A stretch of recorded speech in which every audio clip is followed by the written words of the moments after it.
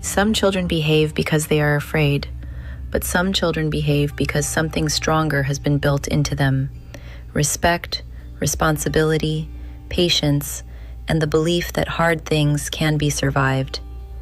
That is what many people notice in Vietnamese families. Children are taught to greet elders, help at home, study seriously, and not collapse at every discomfort. But the real lesson is not fear. It is structure. It is belonging. It is endurance. And when those three things are taught with love instead of shame, they can build a child who is not only well-behaved, but hard to break. This is not about pretending Vietnamese parenting is perfect. Every culture has wisdom, and every culture has wounds. The healthiest version of Vietnamese parenting is not yelling, shaming, or forcing children to be silent. It is the part that teaches children they belong to a family. Their actions affect others. Effort matters, and discomfort is not the end of the world. We are not studying harshness. We are studying rooted strength. Because the goal is not to raise a child who simply obeys in front of adults. The goal is to raise a child who can carry themselves well when no one is watching. For deeper parenting insight that goes beneath behavior, subscribe to Baby Cues Decoded. The deepest lesson is this: well-behaved children are not built by fear alone. They are built by repeated experiences of clear limits, meaningful contribution, emotional steadiness, and family belonging. And resilient children are not children who never struggle. They are children who learn, again and again, that struggle does not mean collapse. Harvard's Center on the Developing Child makes a similar point.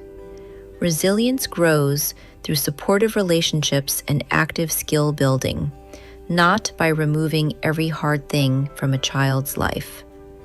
So the question is not, how do we make children easier to control? The better question is, what kind of home teaches a child to become steady from the inside? Pattern 1. Respect is taught in tiny daily rituals. A Vietnamese child may be reminded to greet an elder before they are reminded to entertain themselves. That may sound small, but small rituals teach big truths. Say hello when someone enters the room. Speak with awareness. Thank the person who cooked. Offer food before taking the best piece. Notice the older person sitting nearby. Do not act as if your mood is the only thing happening in the house. These habits are not just about manners. They teach a child that life is shared, that other people matter, that being young does not mean being the center of every room. And this is one of the quiet strengths of Vietnamese family culture. Respect is often practiced before it is explained. But here is where the line matters. Respect should not mean emotional disappearance. A respectful child should still be allowed to say, "I am scared. I am hurt. I do not understand. I need help." Fred Rogers said it beautifully. Anything that's human is mentionable, and anything that is mentionable can be more manageable. That is the balance. A child can be taught to honor elders without being trained to bury their inner world. A child can learn to lower their voice without losing their voice. Because the best respect does not make a child smaller. It makes the child more aware. Pattern 2. Children are given a role, not just comfort. In many Vietnamese homes, children are not treated as guests in the family. They are treated as members of it. They may help set the table, fold clothes, carry something small from the car, watch a younger sibling for a moment, bring tea to a grandparent, clean up after themselves. Join the rhythm of the household instead of only being served by it. And that does something important inside a child. A child who only receives may feel loved, but a child who contributes learns they matter. They begin to understand, I am not useless here. I am not just someone everyone works around. I am part of this family. My hands can help. My choices affect the room. My presence carries responsibility. That kind of contribution builds a different kind of confidence. Not the loud confidence that says, look at me, but the grounded confidence that says, I can be useful. I can handle things. I have a place. Of course, this has to be done carefully. A child should not become a little parent. They should not carry adult stress, adult conflict, or adult emotional burdens. That is not responsibility. That is weight. The healthiest version is age-appropriate contribution, enough to build competence, not enough to steal childhood. Because comfort alone can make a child feel loved, but meaningful contribution helps a child feel capable, and a child who is safely needed becomes capable. Pattern 3. Home is readable, not random. Children do not need a robotic home, but they do need a home that makes emotional sense. This is where Vietnamese-style nay nip can become powerful. Not because every hour must be controlled, not because children should live under constant pressure, but because a child settles more deeply when the home has a rhythm they can understand. Dinner feels familiar. Bedtime has a shape. Schoolwork has a place. Respect is expected every day, not only when adults are in a good mood. Correction does not explode one day and disappear the next. Limits do not change just because the parent is tired, embarrassed, or angry. That kind of consistency matters more than many parents realize, because children do not only listen to rules, they study patterns. They learn whether the adult is predictable, whether the home is emotionally safe, whether mistakes will be handled with guidance or with chaos. A random home keeps a child scanning. A readable home lets a child rest. And this is one reason some children seem calmer than others. Not because they never feel big emotions, not because their homes are silent, but because the world around them has enough structure to help them come back. A predictable home does not trap a child. It gives the nervous system somewhere to rest. Pattern 4. Education is treated as effort, not identity. Vietnamese families are often serious about education, and there is real strength in that. A child who grows up hearing that learning matters, effort matters, and the future matters may develop patience that many children are never asked to build. They learn that not everything should be easy. They learn that practice counts.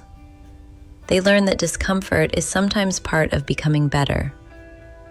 But this strength has a dangerous shadow. Because education can build resilience, or it can become pressure. The dangerous version says, be the best or you are a disappointment. The healthy version says, effort matters, learning matters, your future matters, and one mistake does not decide who you are. That difference changes everything.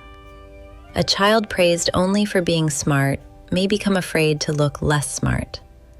A child loved only when they perform may begin to feel that failure costs connection. And that is not resilience.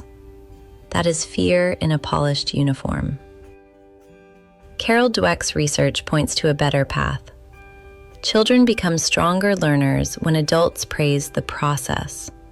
Hard work, strategy, focus, persistence, rather than treating intelligence like a fixed identity. So the healthiest Vietnamese lesson is not, you must be perfect. It is, you keep going. You try again after the bad grade. You ask for help after the confusion. You study not because your worth is on trial, but because your effort is part of your growth. That is how education becomes strength instead of shame. Because education builds resilience when it teaches effort. It becomes pressure when failure feels like losing love.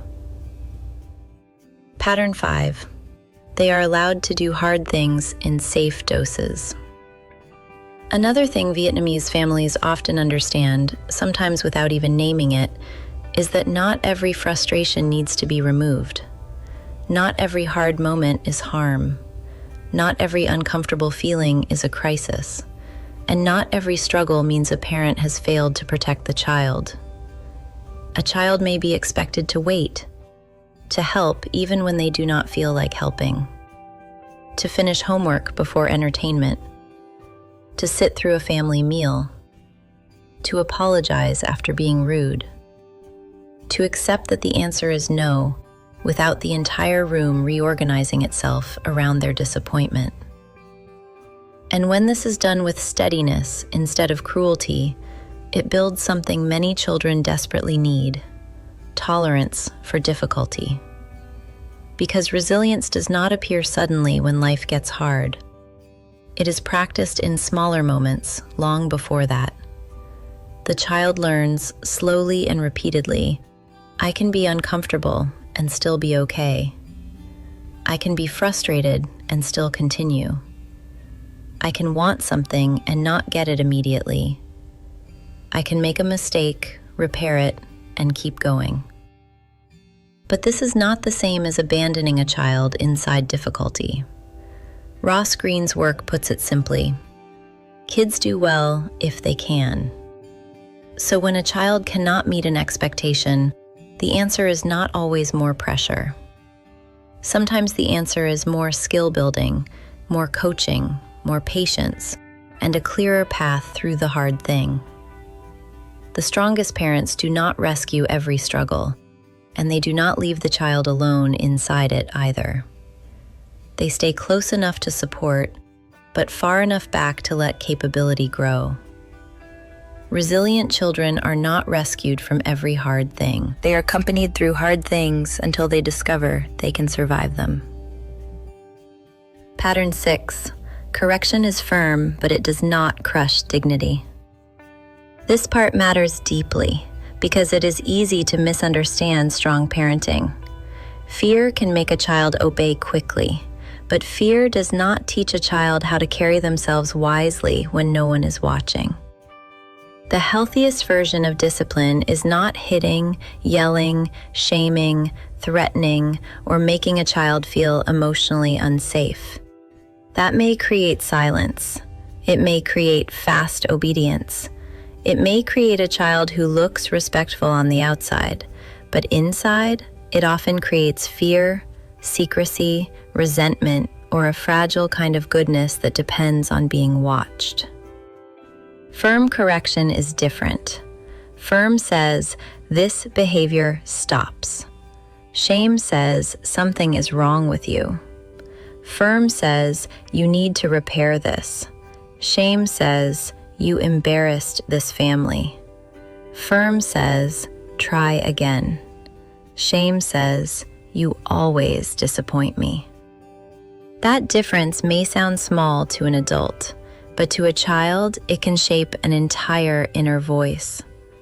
The American Academy of Pediatrics has been clear that physical punishment, yelling, and shaming are not effective long-term discipline strategies, and they are linked with worse emotional and behavioral outcomes.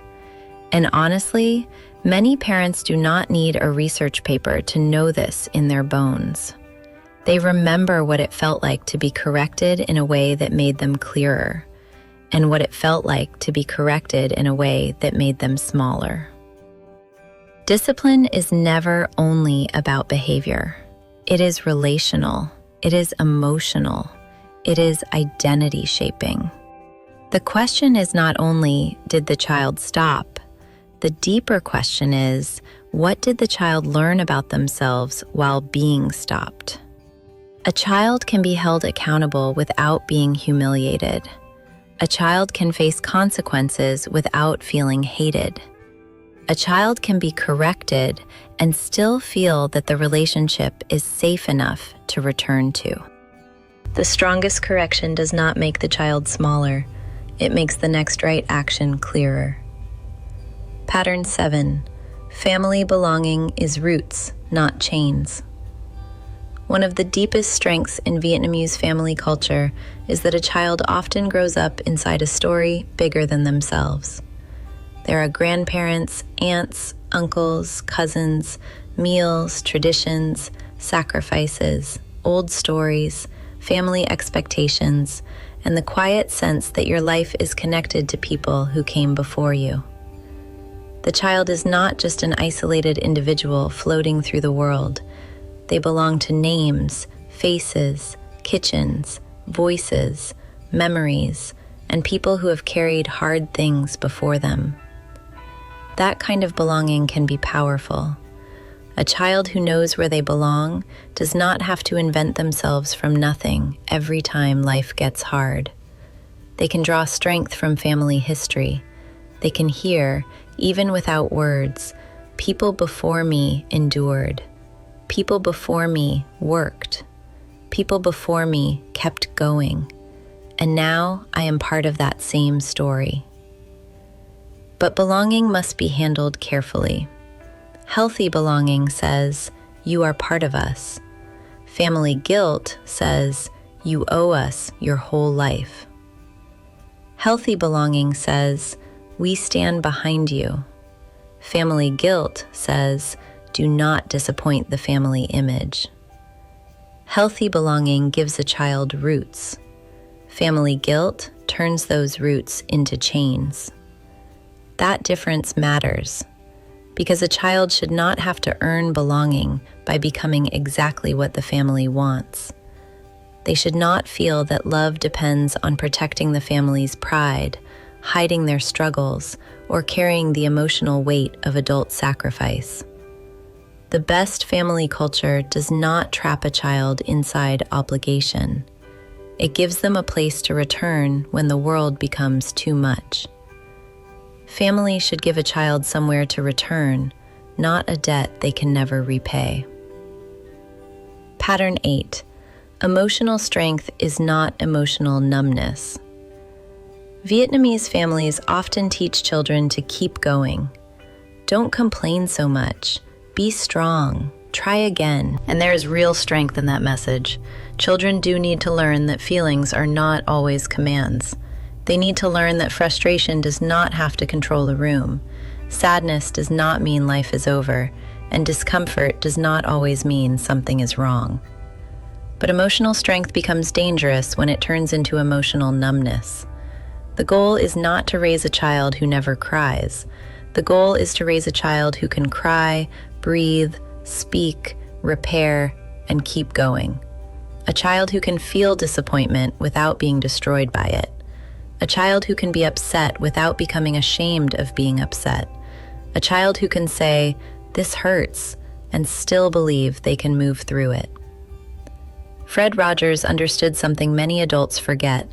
What can be mentioned can become more manageable. That is why children do not become stronger by burying every feeling. They become stronger when feelings can be named, held, understood, and guided. A resilient child is not a child with no fear, no sadness, no anger, and no softness. That child does not exist. A resilient child is one who learns that emotions can rise without taking over everything, and that being human is not the opposite of being strong. Real resilience is not the absence of feeling. It is the ability to stay human while moving through feeling. So the goal is not to raise a child who is silent, tense, impressive, and secretly afraid. That may look like good behavior from the outside, but it is not resilience. The healthiest version of Vietnamese-style parenting is deeper than that. It teaches respect without erasing the child's voice. It teaches effort without turning performance into identity. It teaches contribution without making the child carry adult burdens. It teaches discomfort without abandonment. It corrects behavior without humiliating the person. It gives children roots, but not chains. It teaches emotional strength but not emotional disappearance. Because well-behaved children may impress the room, but resilient children can survive the room when life becomes difficult. And maybe that is the real lesson. Children do not become strong because life is made easy. They become strong when love, structure, responsibility, and repair keep showing up while they learn how to live inside what is hard. Obedience may control a child for a moment, but belonging, dignity, and skill build a child for life.